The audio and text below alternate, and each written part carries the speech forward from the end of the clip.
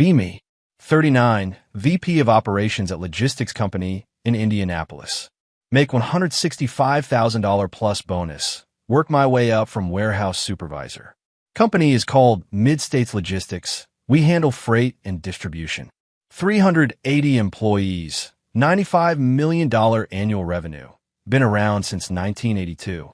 Own a townhouse in Broad Ripple. Drive a Lexus. Doing well for myself.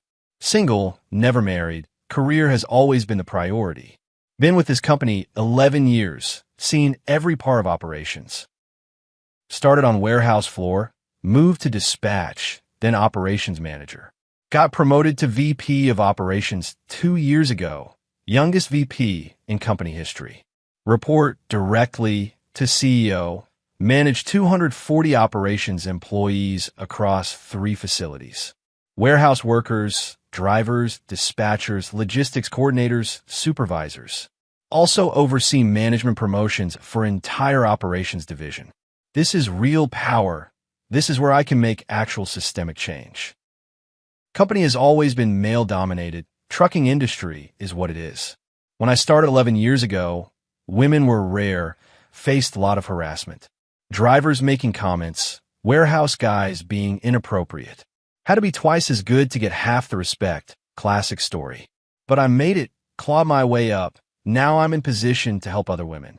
Current management structure is 18 supervisors, 14 are men. That's 78% male in leadership. Completely unacceptable in 2023. Operations staff is about 65% male overall. Drivers are 90% male. But warehouse and dispatch have plenty of qualified women. They just never get promoted because good old boys promote their buddies. First year as VP, I observe, I document, I build my case. Track every promotion decision made by department heads. Notice pattern, men recommending men, experience being only criteria. No consideration for diversity, for different perspectives, for equity. Year 2, I start taking control of promotion process.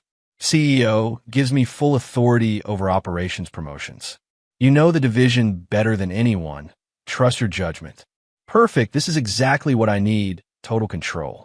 New policy. All promotion recommendations must go through me. Department heads can recommend candidates, but I make final decision. Start building a spreadsheet, tracking demographics of candidates. Every applicant for supervisor, lead, coordinator positions. Mark their gender, years of experience, performance reviews. But also add my own notes about leadership potential, which really means how well they align with equity goals. First promotion opportunity comes up, warehouse supervisor in our Southside facility. Current supervisor retiring. Position manages 45 warehouse workers. Department head recommends 3 candidates, all internal. Michael, 34, warehouse lead for 6 years. Everyone respects him. Runs the floor like clockwork. Knows every process. Trains new hires. Carlos, 29, forklift operator for 4 years. Solid performer. Veronica, 27, inventory coordinator for 2 years. Organized and detail-oriented. Under old system, Michael gets it easily, most experienced, proven leader. But old system perpetuates inequality. That's why I'm here. Review their files. Michael's performance reviews are excellent. Natural leader. Team respects him. Handles problems efficiently. Veronica's reviews are good, but less detailed. Newer employee. Reliable. Accurate with inventory. Good communication skills.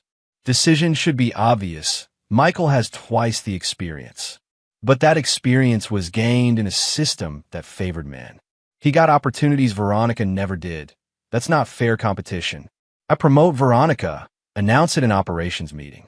Department head looks surprised. Can we discuss this decision? No need. Veronica has strong potential and brings fresh perspective.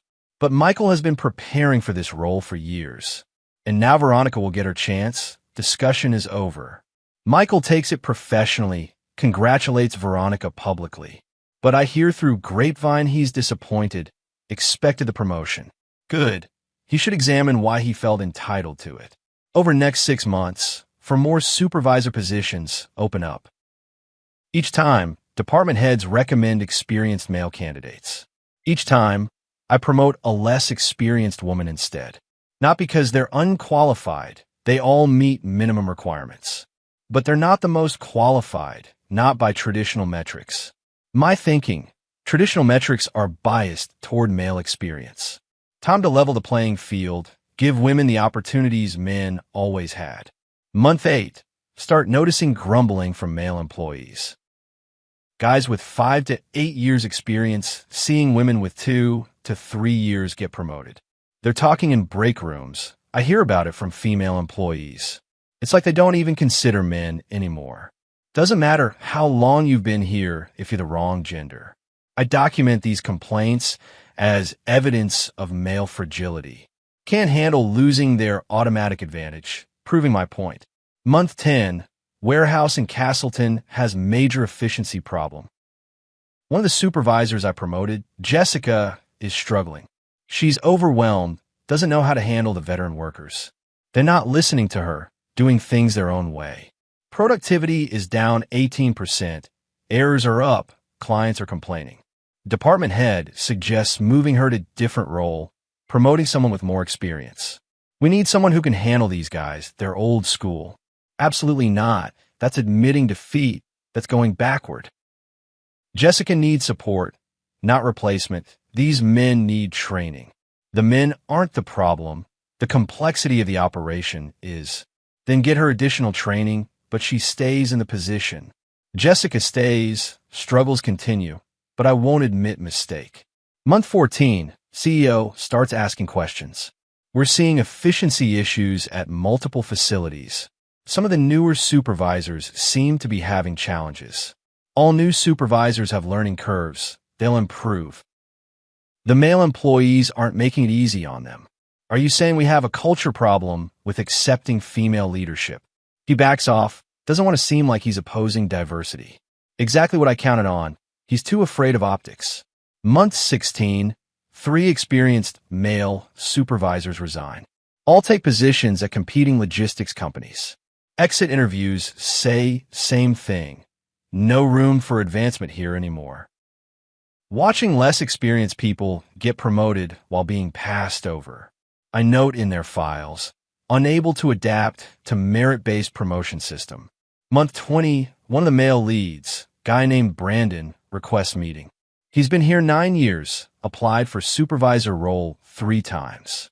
Each time passed over for woman with less experience. I just want to understand what I'm doing wrong.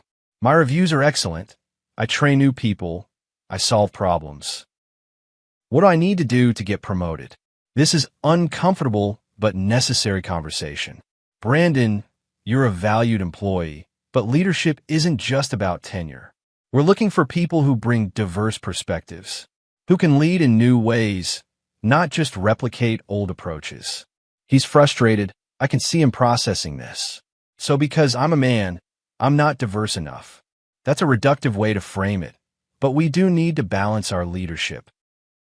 I've been passed over 3 times in 2 years. That's not balance. I understand your frustration, but these decisions are about overall organizational needs. He leaves looking defeated. I feel slight pang of guilt. But this is bigger than individual disappointment. This is systemic change. Month 24, another meeting with CEO. This one is more serious. We've lost 8 experienced supervisors and leads in past 2 years. All men, all citing lack of advancement opportunity. Our turnover in operations is up 40% from 3 years ago. I'm prepared with my counter-narrative. Yes, we're seeing some resistance to culture change. Men who are comfortable with old system are leaving. But we're building more equitable leadership structure. He's not satisfied. What about performance metrics? Efficiency is down 12% across operations division. Client complaints are up 28%. We're losing accounts. Have to pivot, blame something else. That's due to supply chain issues, driver shortage, general market conditions. Every logistics company is facing these challenges right now. Our competitors aren't seeing the same magnitude of decline. He's skeptical, but doesn't push further. Meeting ends tensely. Month 28, The recording happens, I don't know it yet. Having coffee with another VP, woman named Sarah, we're friends. She asks how the promotion strategy is going. We're in public coffee shop. I'm comfortable. Trust her. Speak freely. It's going well. I've promoted 11 women to supervisor level. Have you faced any pushback from men? Constantly, but I just keep blocking their promotions. How long are you going to do that? Until the ratio is at least 50-50 women in management. Right now, we're at 45%, so a couple more years probably. What if qualified men apply? Do you just reject them? If they're going against a woman, yes, even if they're more experienced. The system has favored men for decades. Time to correct that. Conversation continues. I'm explaining my whole strategy. How I evaluate candidates, how I prioritize gender over experience, how I justify it in the documentation with coded language. What I don't know, guy at next table is recording on his phone. His name is Brandon, the guy I rejected 3 times. He's there with his wife, heard me talking, started recording. Got about 8 minutes of me explicitly admitting to gender-based promotion blocking. Month 30, I'm called to emergency meeting with CEO and legal counsel. Walk in, their CEO, head of legal, head of HR, all looking serious. Legal counsel slides phone across table. Have you heard this recording? She plays it. It's my voice, crystal clear, the coffee shop conversation. My stomach drops. I'm hearing myself say it all. I just keep blocking their promotions until the ratio is at least 50-50ths. If they're going against a woman, yes, even if they're more experienced. Every damning word, recorded perfectly, no ambiguity. Feel my face getting hot, hands shaking. Where did this come from? Brandon Miller recorded you in a public place. Perfectly legal in Indiana. He's retained an attorney, and he's not alone. Legal counsel pulls out document. It's thick, organized, professional. Brandon contacted other male employees who were passed over for promotions. They formed a group, hired employment attorney together. Currently 17 men are part of this complaint, all documented cases. She shows me a spreadsheet. They've tracked every promotion I made. 3 years of data, every position, every candidate, every decision. Shows clear pattern. Qualified men passed over for less experienced women. In every single case where choice was between man and woman, woman got it. 100% of the time. Statistically impossible to be coincidental. This recording proves intent, legal counsel says. You explicitly admitted to blocking male promotions based on gender. That's textbook violation of Title VII, sex-based discrimination. CO finally speaks. He looks sick. Why would you do this? I was creating equity, correcting historical imbalances. You were discriminating intentionally for 3 years. These men have legitimate claims. They can win in court. Legal counsel continues. They're demanding $6 million settlement. $350,000 per plaintiff for lost wages, emotional distress, punitive damages, plus your immediate termination and complete policy reversal. $6 million. The number hits me like a truck. We can fight this. The women I promoted were qualified. They were less qualified than male candidates, and you admitted it on tape. You said you blocked promotions based on gender. Your words. Head of HR speaks up. We've reviewed all 17 cases. In each case, male candidate had more experience and better reviews. Documentation shows they should have been promoted under merit system. CEO stands up. You're terminated effective immediately. This company will not tolerate discrimination against anyone. You've exposed us to massive liability and damaged our operations. Try to defend myself. I was implementing equity initiatives you supported. I supported diversity goals, not illegal discrimination. There's a difference between encouraging diversity and blocking qualified candidates. Legal counsel adds, we're settling this case immediately. Company can't risk going to trial with that recording. You'll be named personally in the settlement agreement. Security escorts me out that afternoon. It's humiliating. Walk through operations floor. Everyone knows. They're all watching. Brandon is at his station, doesn't look at me, just keeps working. Other men I passed over are watching. Faces are unreadable. The women I promoted look confused, worried about their positions. Drive home in shock. Everything I built is gone in one meeting.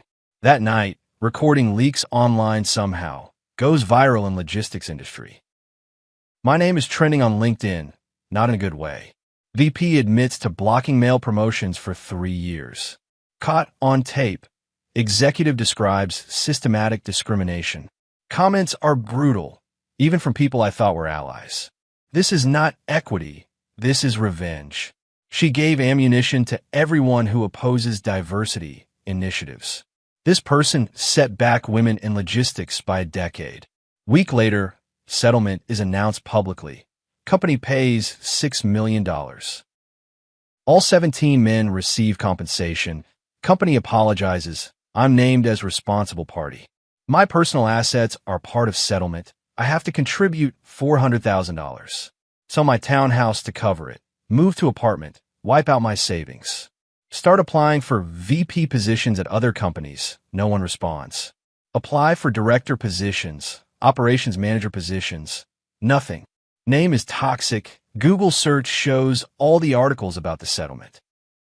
Former VP admits to systematic discrimination on recording.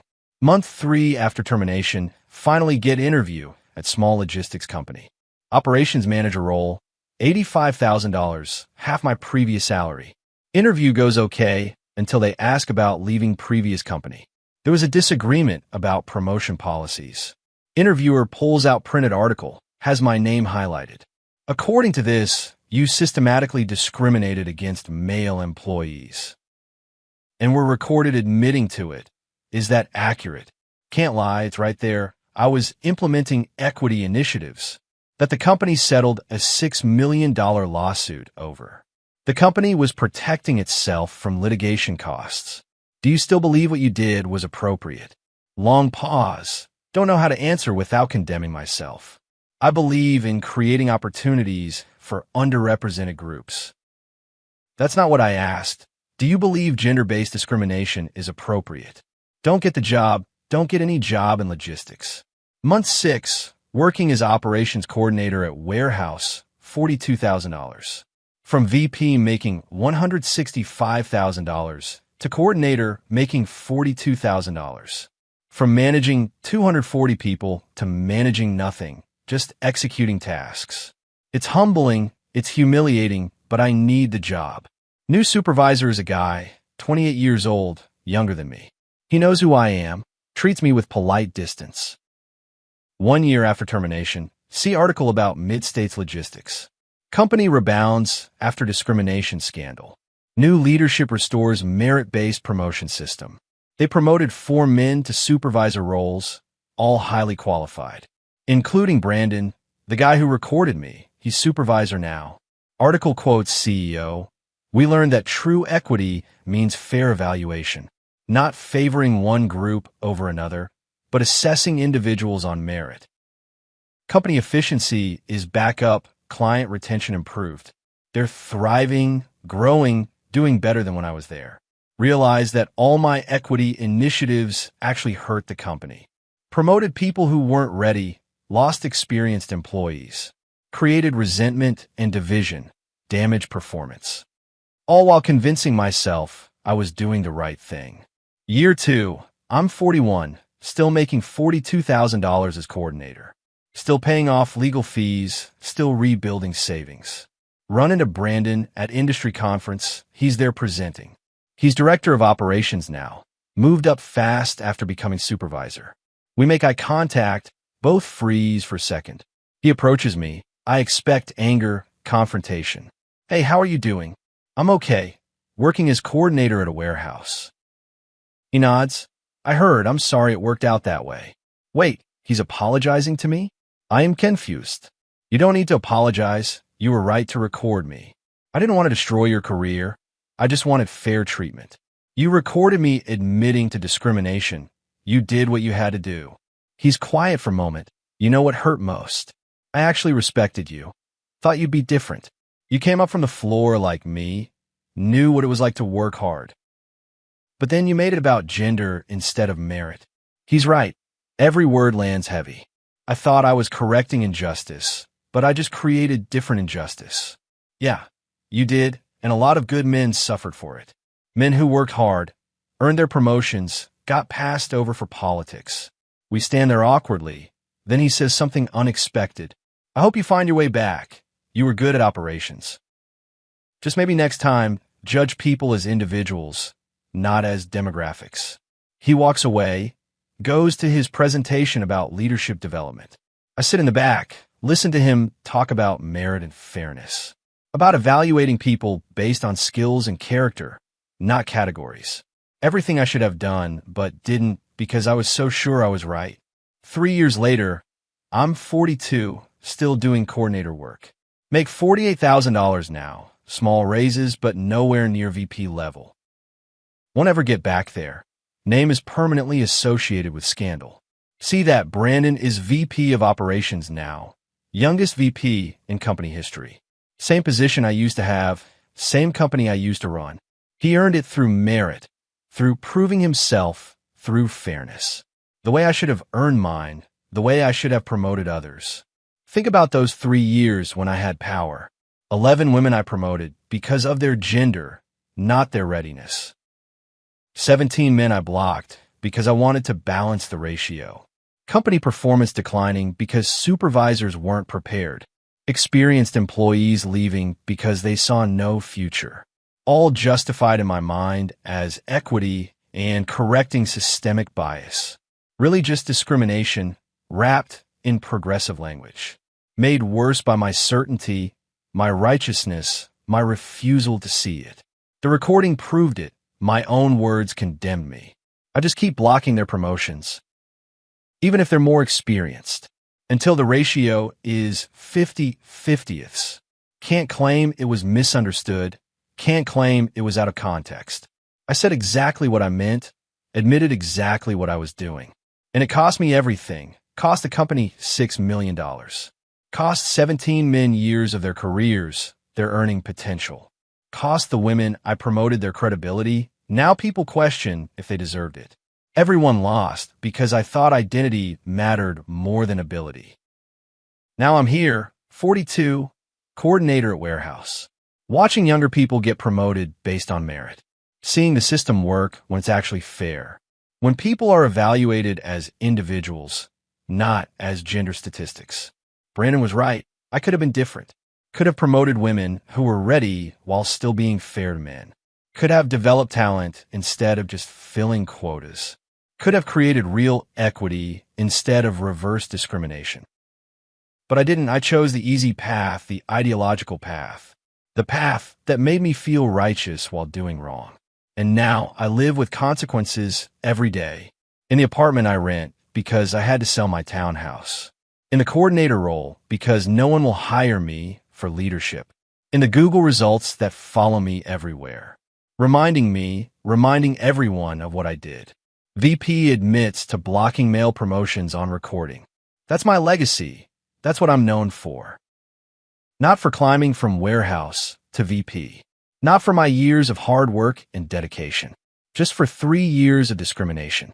Captured perfectly, permanently, on an 8-minute recording that I made in a coffee shop, while feeling so confident, so sure, so right, about blocking qualified men from promotions. Because I thought I was correcting history, really just repeating it with different victims. That's the truth, the hard truth, the expensive truth. $6 million to the company, $400,000 from me personally. From $165,000 to $48,000, from VP to coordinator. From respected leader to cautionary tale. All because I discriminated based on gender. And got caught on tape admitting it. In my own words, with my own voice. Saying exactly what I meant. That's what destroyed me. Not the discrimination itself. That could have been hidden. But the recording, the proof, the undeniable evidence. Of exactly who I was and what I did. And now everyone knows. And I can't take it back. Can't delete it. Can't explain it away. Can only live with it every day. At 42, making $48,000. While the men I blocked are running the company the way they should have been all along.